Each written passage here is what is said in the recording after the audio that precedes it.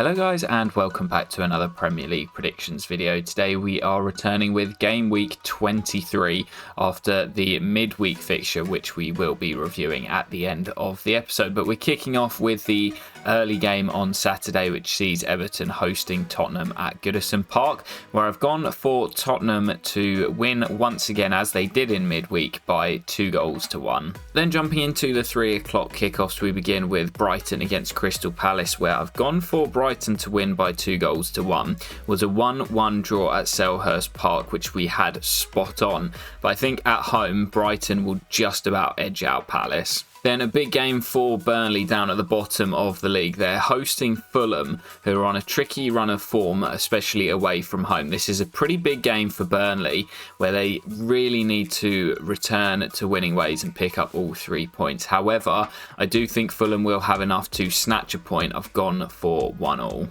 And then the final of the 3 o'clock kickoffs, Newcastle, who got a great win in midweek against Aston Villa, hosting Luton at St James's Park. Luton have been playing very well themselves, beat Brighton 4-0 in midweek, which was a bit of a turn up.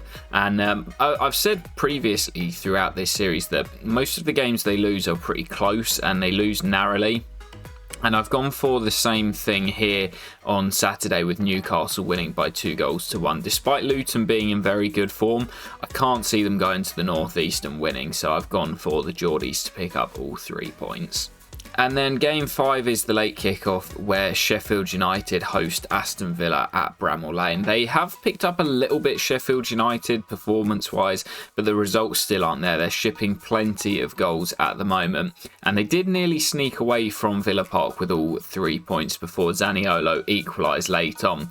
Aston Villa haven't impressed me that much over the last couple of weeks. I think their performance levels have dipped. So I have gone for them to win, but just by a single goal to nil. Then as we head into Sunday, we've got 3 2 o'clock kickoffs, beginning with Bournemouth against Nottingham Forest. And I watched both of these teams play in midweek, and I was very impressed with Bournemouth away at West Ham. Should have probably picked up all 3 points, as they were miles better in the first half, but I have gone for them to return to winning ways here.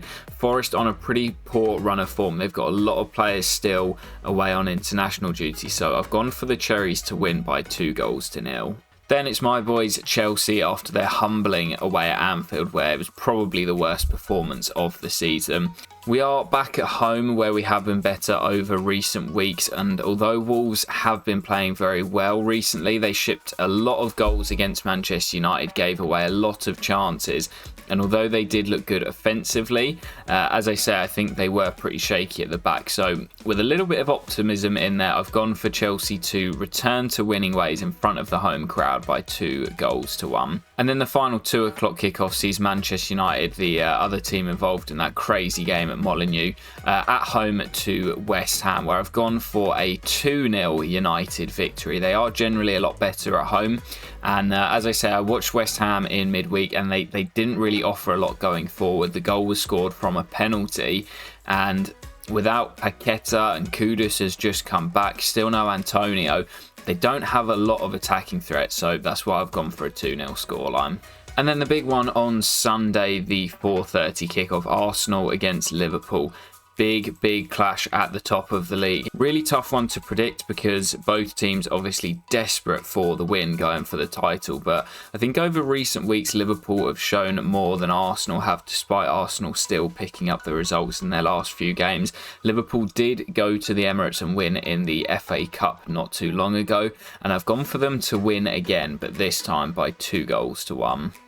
And then the final game of the fixture sees Manchester City still chasing down Liverpool at the top, away at Brentford, who have looked a lot better since Ivan Toney's return, but they have still been shipping a lot of goals.